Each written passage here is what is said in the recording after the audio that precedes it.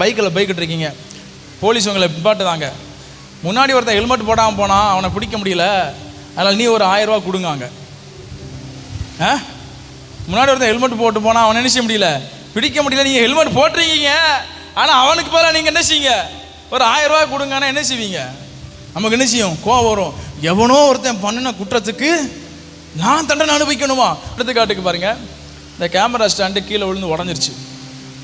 யாரோ என்ன செஞ்சுட்டாங்க, தள்ளி விட்டாங்க. இங்கே உள்ள யாரும் இல்லை, அது தேவதூதனா பிசாசான்னு தெரியல, எவனோ ஒருத்தன் வந்து நினைச்சிட்டான், தள்ளி விட்டு போயிட்டான்.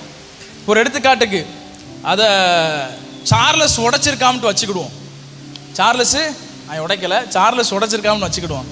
இப்போ நான் ஜோசுவா பார்த்து சொல்லுதேன், இது யார் உடைச்சா, யார் உடைச்சா?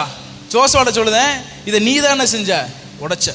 அதனால் நீ தான் இதுக்கு என்ன செய்யணும், இந்த பொருளை வாங்கி தரணும்னு சொல்லுதேன். உடனே ஜோசுவா என்ன செய்வான், சரி சார்லஸ் தான் உடைச்சான், நம்மளை என்ன செஞ்சுட்டாங்க சொல்லிட்டாங்க, அதனால் நம்ம அந்த பொருளை என்ன செஞ்சுருவோம், வாங்கி கொடுத்துருவோம்னு சொல்லி வாங்கி கொடுப்பானா?